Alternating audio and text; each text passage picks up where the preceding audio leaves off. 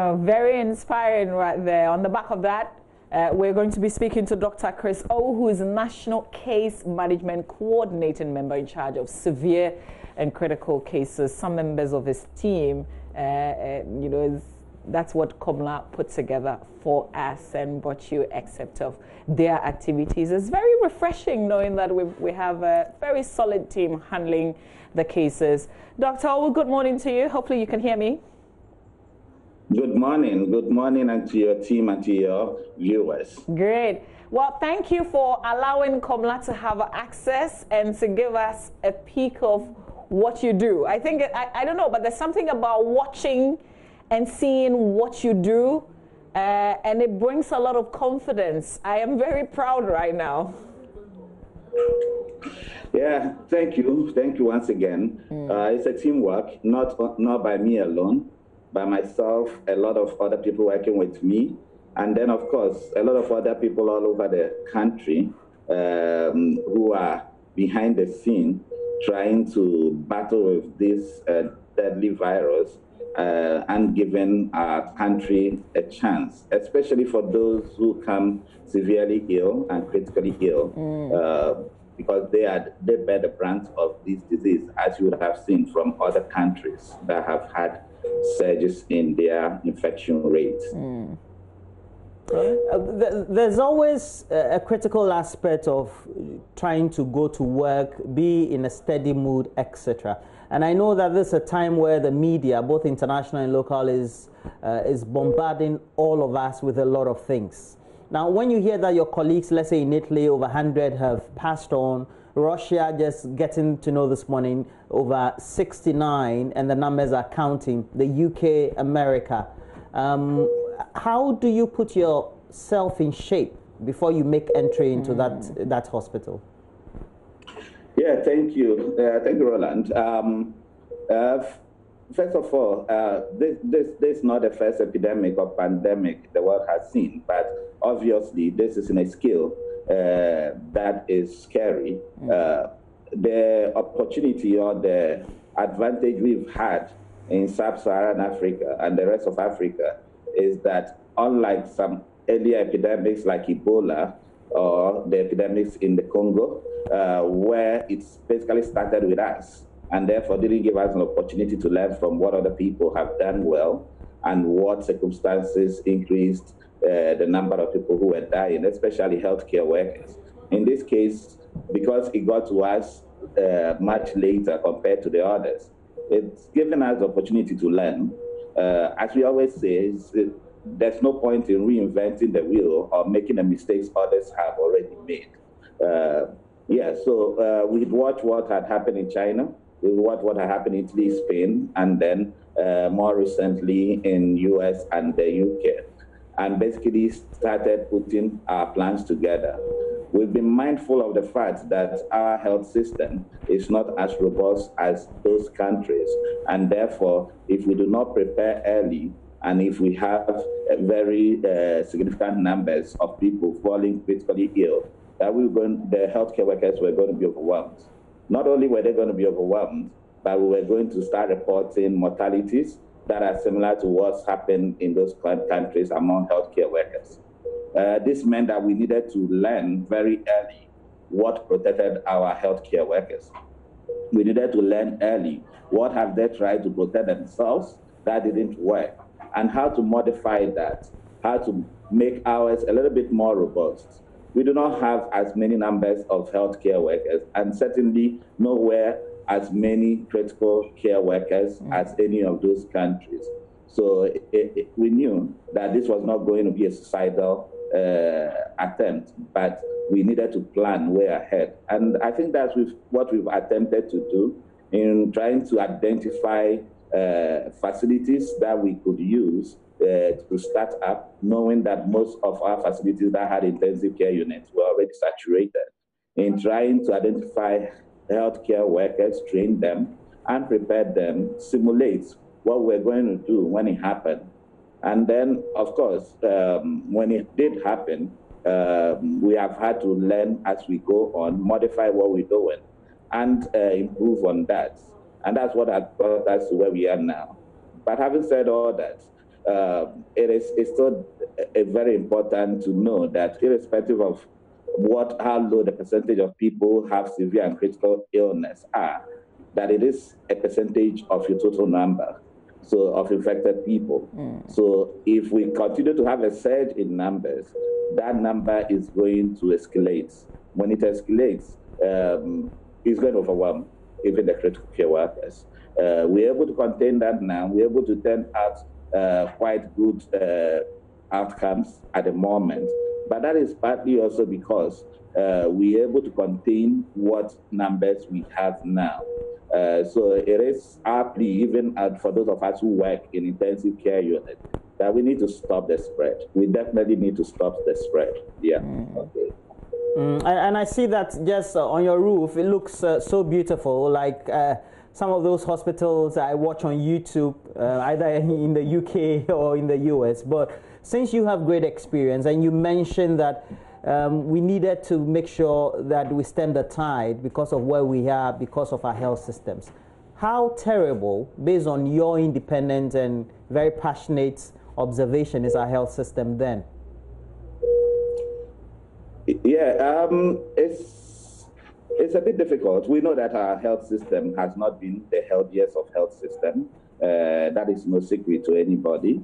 We know that we've struggled to replicate what you're seeing in UGMC, University of Ghana Medical Center. This is a beautiful hospital, very beautiful. Pamela will tell you. But we know that we've struggled to replicate that. And replication of it is not only in facility, but even more important for a lot of us, in specialized manpower, specialized healthcare workers. A hospital is a hospital basically for the good of the people, only if it is well-equipped and if it is properly staffed. So as a country, we were really nowhere near there. It's difficult to actually put percentages or to put exact numbers as to what was available. So that even tells you how difficult even collecting data as to the capacity of our hospitals to deal with different disease conditions and the capacities of our ICU. I had to do that for WHO. And it wasn't an easy task to actually get the capacity, but not only the capacity, but the functional capacity, because that's really what takes care of people. It is not how many ventilators you have. It is how many ventilatable beds. In other words, even if you have new ventilators everywhere in this country, we're not going to ventilate everybody. If people ventilate people, ventilators don't ventilate people. We have to have critical care nurses, we have to have respiratory therapists, we have to have the physicians, the pulmonologists, the anesthesiologists, the critical care doctors, the surgeons, everybody properly prepared to deal with this. This is actually a lesson to us as a country, that if we do not learn the lessons of the weaknesses of our health system, especially in taking care of acute and critical care going forward, and from this and rectifying that, then we have actually learned absolutely no lessons from this pandemic. Dr. Owu, your place is also just the only one that we have to take care of critical care patients of COVID-19, correct? No, absolutely not. Okay. So there are a number of ICUs that have admitted patients so far. We created the first ICU that took in COVID-19 critically ill patients in the East Municipal Hospital in Kwabenya, which was actually a hospital that was had just been, I think, commissioned a couple of months ago, and the staff were preparing to start off in the first week of April. Fortunately, during that time, we were looking for capacity, and as National Case Management Coordinating Team, we were asked to look around to see where we could send people who were ill, because the intensive care units in Kolebu Teaching Hospital, in the 37 Reach, in Komfanoche, and other places, already had an overwhelming number of patients because of the low capacity. So we needed to find somewhere where we could move these patients and not contaminate everybody in the process. Remember, that was at the beginning. when some of the lessons we know now, we hadn't learned, and it was important to do this safely. So we turned that hospital to our biggest national center. We actually created a 12-bed ICU, of which 4 was functional, and that was where the first few cases went. And then while we're doing that, we were also in discussion with the management, the CEO and management of University of Ghana Medical Center to use both the hospital and the intensive care unit to receive patients, which thankfully we were able to do. And therefore, between the East Municipal Hospital ICU, which we created out of a delivery suite, and that's how totally out of a delivery suite in a period of 3 to 4 days, and the ultramodern ICU that you have in UGMC, we were able to take care of over 90% of the ICU patients. Okay. And while we're doing that, Quality Teaching Hospital also set up the medical ICU, where we've been able to take care of 1 patient and discharge another patient currently. We're still in the process of identifying, increasing the capacity, both equipment and manpower, of a number of other hospitals like the Greater Accra Regional Hospital, the 37 Military Hospital, and the other teaching hospitals such as Confanoche and the regional hospitals. Okay. But yes, it is not the only one. The ICU patients have been admitted at least to 3 or 4 of the ICU so far, I think. But the majority has been these 2 hospitals. Okay, so let me understand. If you're too ill, I don't know if there's anything like that, you'll be taken to any of the centers that you described. Yeah, so we actually grade, because basically if an infection is an infection, but it's not everybody who has an infection who is ill. And that is what we mean when we talk about people who are asymptomatic and those who have symptoms. So those who are asymptomatic is just like me and you, or even healthier than me and you, walking about. And apart from the laboratory tests, we would not know that they have a disease. Majority of those are those we had kept in quarantine, isolation to retest them and observe them. And then if they got ill, then we needed to give them treatments. And thankfully, a greater percentage of about 80% of all patients who are getting infected with the SARS-CoV-2 virus fall into that category. Now, those who are ill, we grade them to mild, moderate, and severe illness. Majority of the mild illness are basically having a headache, maybe a temperature, maybe sore throat, but nothing escalated. They do not have a pneumonia, which is one of the hallmark complications of COVID-19. So most of this, again, we can treat in isolation, not requiring a lot. The problem comes in when people have chronic medical conditions, such as diabetes, which we have found in our population, especially the critically ill population, to be very significant in determining their outcome. And of course, hypertension and all that chronic diseases, asthma, sickle cell disease.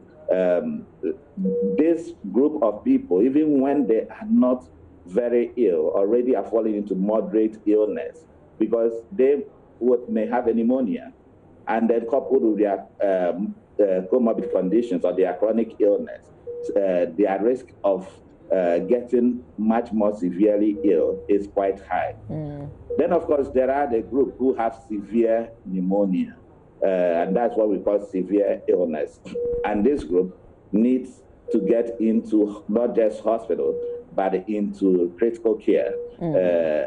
Some of them get complicated with basically their lung being totally messed up. They are requiring assistance to breathe. Their kidney being messed up, having severe infections, their heart being affected, their brain being affected. We've seen basically all these manifestations in our patients. And these are patients those who are severe and those who are critical are those who are requiring intensive care units. And that is where my team and myself basically get significantly involved. Okay. So how many of the critical care patients do we have today? All right. So today we have actually 8 critically ill patients that I am aware of in Ghana, 1 in Kolbu Teaching Hospital, Medical ICU, and then 4 in UGMC, and then 3 in Ga East Municipal Hospital.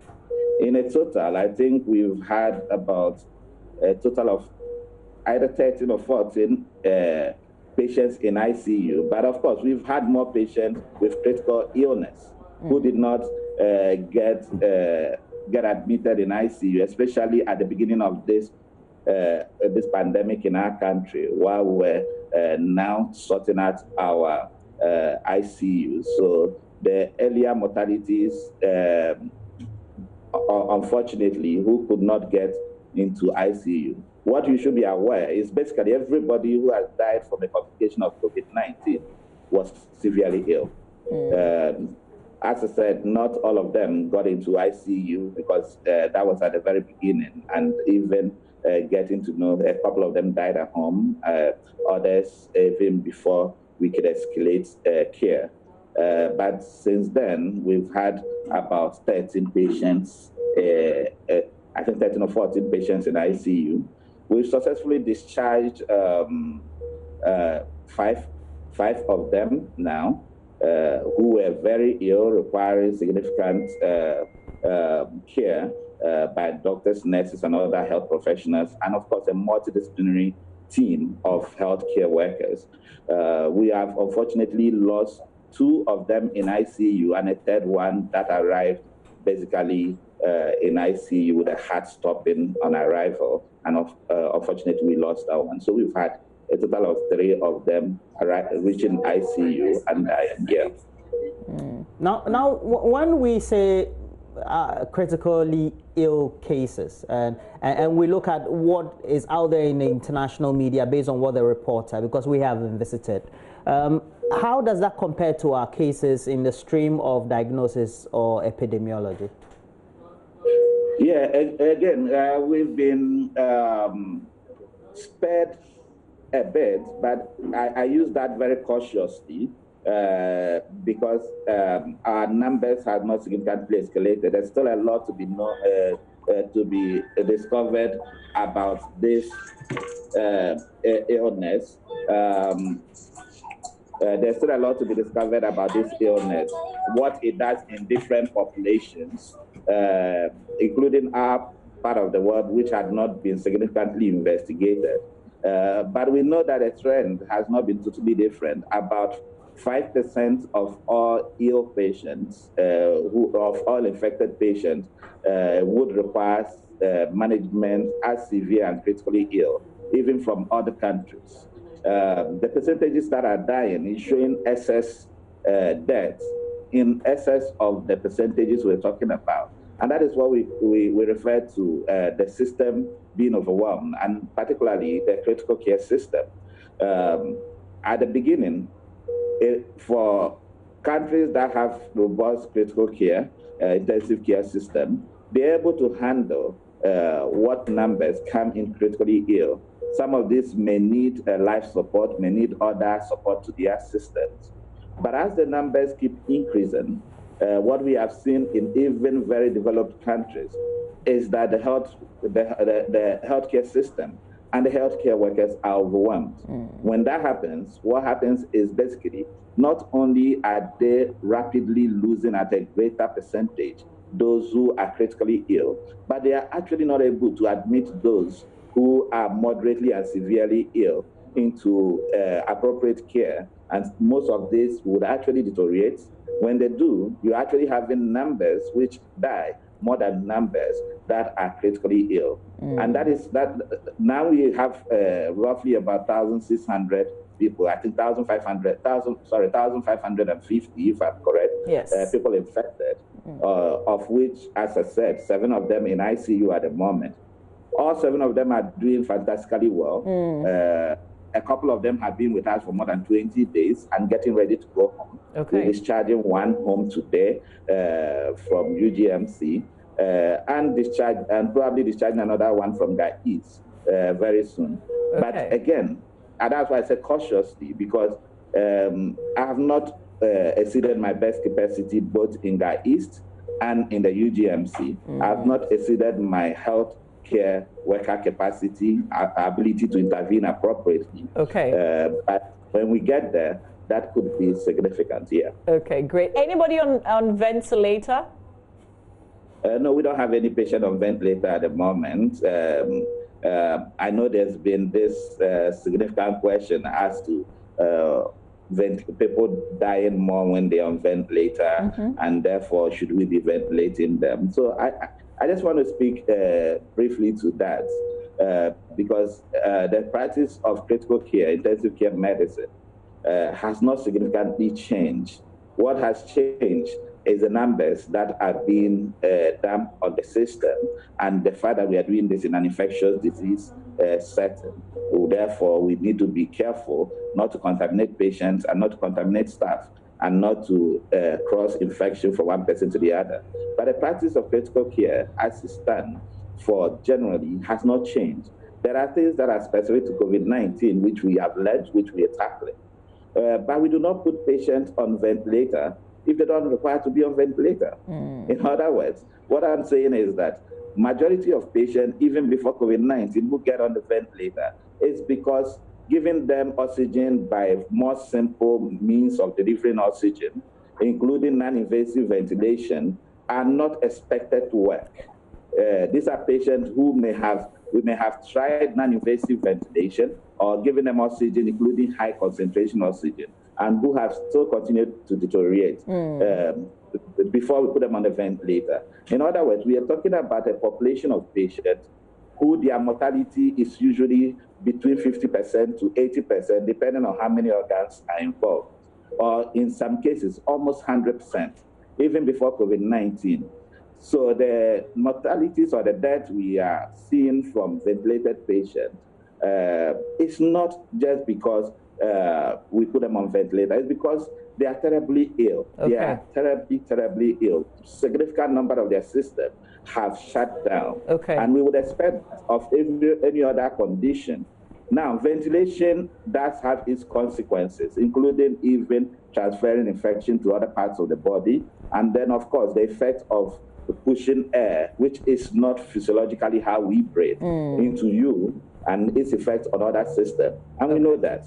So there's been a lot we're trying to do in seeing other modes of getting that oxygen into people without necessarily intubating and ventilating them. Okay. But the most important way of doing that is basically picking them up earlier before they need ventilation, being aggressive with their management when they are moderate and severe. Okay. Being able to prevent us to getting to the stage where they need ventilation. Okay. Of course, if they get to the stage where they need ventilation, we will be forced to ventilate them. All right. The mortality is not pretty. One last question before we wrap up. It's a curious question of how are we treating our patients? What are we using?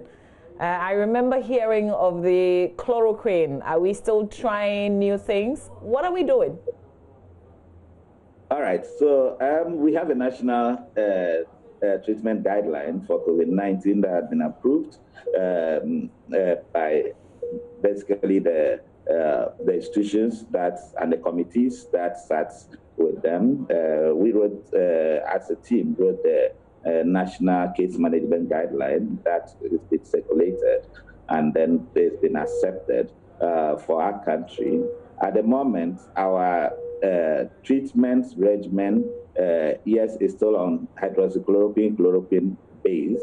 Okay, so we still use hydroxychloroquine and chloroquine, and then azithromycin combination as our first line for every patient who's requiring treatments.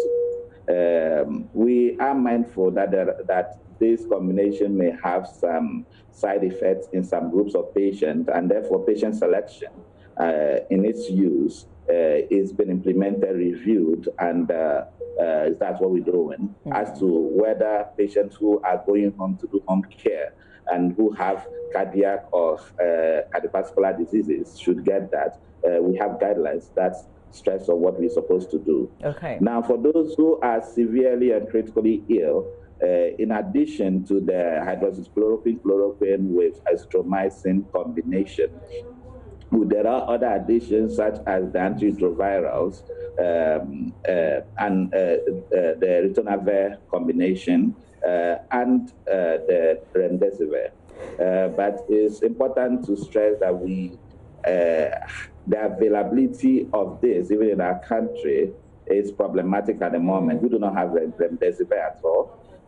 And unfortunately, we haven't been able to use the antiretrovirals in our patients. There are other treatments, especially for the critically ill patient, that have been discussed and still there are dialogues ongoing. Okay. In whether they have any significant effects and then what they are the benefits vis-a-vis the problems with them are. And this will include things like a few other antiretrovirals. There's doxycycline, which is being used by a few of my colleagues, which is an antibiotic, and then basically things like anti-interleukin 6, and then of course convalescent plasma and whole blood, which is been shown in other populations of critically ill patients to also have some benefit. We're looking at all this. There are a few studies being drafted and some running in other countries, which we are following quite keenly, and some that are in the early phases of getting approval in our country at the moment. Whatever works and proves to work, we are very happy to discuss, bring on the on the dialogue table, and help our patients with. But we are also mindful that there are many claims out there of things that work that has not been shown to work. Again, just to mention, because we are Ghanaians, we are Africans, and I'm quite aware that there are a few people also looking at a number of our local medicinal or plant-based remedies, and we are happy to look at reports that involve this, and if they have beneficial effect. Most orthodox medication are originally plant-based, so a lot is going on in the background. Okay, all right. Trying to find a vaccine for this ailment. Yeah. Okay, Doc, we have to leave the conversation here, but thank you for the insight. Thank you for talking to us. This is rare, so we really appreciate it. Yeah, Roland, just before you guys go off, I think I can't get on air and not appreciate the role of all those who are involved in that. This is not me alone. There are loads of health workers, non-health care workers. There are people in public and private. There's been private sector guys who've been who pitch camp in our base in Ga East, trying to help us set up, build a 100-bed facility in conjunction with the government of Ghana, and in a period of 6 weeks. And our hats off to those guys. Also to all the, I don't like using the word frontliners because I really don't know what that term means. I find I have difficulty in defining it. But yes, there are healthcare workers who are both involved in the management of patients who are confirmed COVID. And a lot of these guys are here working with me, not only in the ICU, but in the mild areas, making sure that these guys do not get severely ill to require admission into our ICU. But in almost every hospital now, there are isolation centers, there are a number of other treatment centers, REACH, TEMA, 37, Korle Bu Teaching Hospital, Kamfanoche, Kumasi South, and all the regional hospitals are busy setting up all this. There are other ICUs that have indicated their preparedness to help us, even from the private sector, Focus Hospital, Nyaho Medical Center, who have shown commitments to assist us in doing this. There are medical organizations, nursing organizations who are spurring their members on in this battle. And of course, administrators of all the hospitals that we're talking about, they may be in the background, but they give us the space and the resources to do what we're doing. The security services, the military, the police, and all others have been very helpful in assisting, contain what we're doing. I know I can't mention every single person, and I'm not going to try to mention even specialties or medical specialties. But of course, even teachers, including a lot of us, I, for example, I'm a teacher in the University of Ghana Medical School, like a lot of my other colleagues who are teachers, but also doctors. But I find themselves either having to lead or having to help with this pandemic. And the Ghanaian in their home, who we are basically pleading with, that if you don't have to go out, kindly stay home. If you have to go out and you have to go to crowded places, you have to go to places that you have to make contact, wear your mask as the president has said. If, as much as possible, do not stay in crowds. As much as possible, follow the hygiene etiquette, both hand and cough hygiene etiquette. Wash your hand as many times as you have to. Use alcohol-based hand wraps to decontaminate your hand. And look after yourselves. This is real. It is definitely real. We may not be in a crazy number now where people are dying without help. But that is exactly where we don't want to get to. Absolutely. We will be overwhelmed if we do. And of course, the media. Roland, I'm also going to forget you guys, because you give us a platform. A lot of us do not have the opportunity. Not that we don't have the opportunity, but basically busy most of the time. I know yourself, Komla Adom, Israelai has been chasing for this for quite a while. But we know what you guys are doing in the background. We know you've given us a platform to speak to other Kenyans. We thank all those who've donated and keep donating to keep us safe, both from government and then, of course, from the private sector and groups, including individuals. We want to say that we appreciate what you're doing to give us the opportunity so that we could help Ghanaians. Thank you guys very much. Well, Dr. Chris, so now I know the face from years back. And after all this COVID experience and you have time, we'll eat some banku. We will party. We will party hard. We will do that. Party after party. Party after party. The man is trendy. The man is trendy. Party after party. Dr. Chris O and your team, we salute you. We'll continue to salute you. Thank you for speaking to us. Thank you very much. All right. So we've been talking extensively to the National Case Management Coordinated Member in charge of severe and critical cases, Dr. O there, and of course, Komla Adom, allowing us to step into that ICU with him. I hope you've enjoyed yourself. We've given you an insight as to what's really happening. I'm excited about this. I don't know why I'm too excited, but we continue to salute all the health workers, all the frontline workers here on JoyNews.